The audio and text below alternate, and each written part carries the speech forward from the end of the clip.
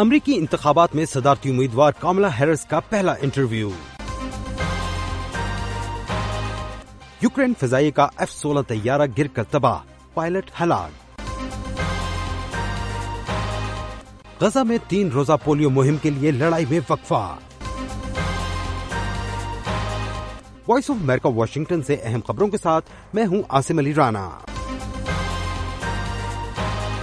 America की नायब सदर कामला हैरिस ने अपनी इंतखाबी मुहिम के सिलसिले में जुमेरात को पहले टेलीविजन इंटरव्यू में अमेरिका की जनूबी सरहद पर गैर कानूनी इमिग्रेशन को रोकने के लिए सख्त हिकमत अमली वज़ा करने का ऐलान किया।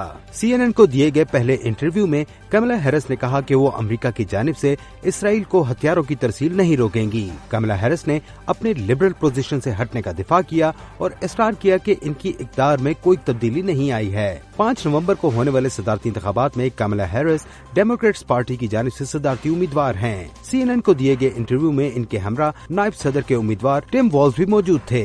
CNN की डाना बैश के साथ इंटरव्यू ने कामला हैरिस को ये मौका मिला है कि वो 10 सितंबर को अपने रिपब्लिकन हरीफ डोनाल्ड ट्रंप के साथ होने वाले टीवी मुबाहिसे के लिए खुद को जांच सके। कामला ने कहा कि इनकी अवलिन तरजीहात में से एक ये है कि वो मुतवसत तबके की मदद और इन्हें मजबूत करने के लिए जो कुछ कर सकती हैं वो करें। इनके बकौल जब वो अमरीकी अवाम की उमंगों, इनके अहदाफ और अज़ाइम को देखती हैं तो इन्हें लगता है कि वो आगे बढ़ने के एक नए रास्ते के लिए तैयार हैं। Voice of America Urdu service का टीवी शो व्यू 360 पीर से जुमा शाम 7:30 बजे। यूक्रेन की फिजाइया ने जुमेरात को एक बयान में कहा कि मगरबी इत्तेहादियों की जानिब से हाल ही में मिलने वाले F-16 लड़ाका तैयारों में से एक तैयारा गिरकर तबाह हो गया है। यूक्रेन की फौज की जानिब से फेसबुक पर जारी बयान के मुताबिक लड़ाका तैयारा पीर को उस वक्त तबाह हुआ जब रूस ने यूक्रेन के खिलाफ मिसाइल और ड्रोन से कई हमले किए थे और इन हमलों को नाकारा बनाने के दौरान तैयारा तबाह और पायलट हलाक हो गया।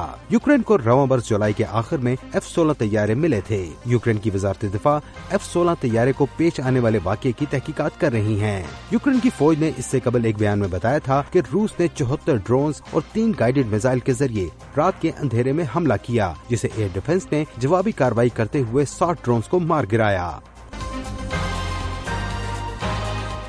क्रेमलिन के तर्जुमा दिमित्री पेस्कोव ने कहा है कि रूसी दफाई एहलकारों के खिलाफ जारी बदनवानी की तहकीकात में संगीन इल्जामात शामिल हैं जो अदालती ट्रायल्स का बाइस बनेंगे।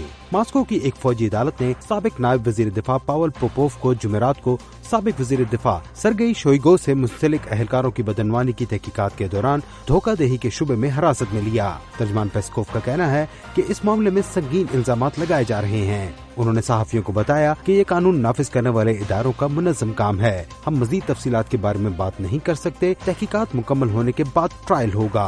बदनवानी का स्कैंडल रूस की दफाई और फौजी एस्टैब्लिशमेंट को मुतासिर करने वाला सबसे बड़ा स्कैंडल है। इस मामले में अप्रैल से अब तक कम से कम 1 दर्जन एहलकारों को हिरासत में लिया जा चुका है।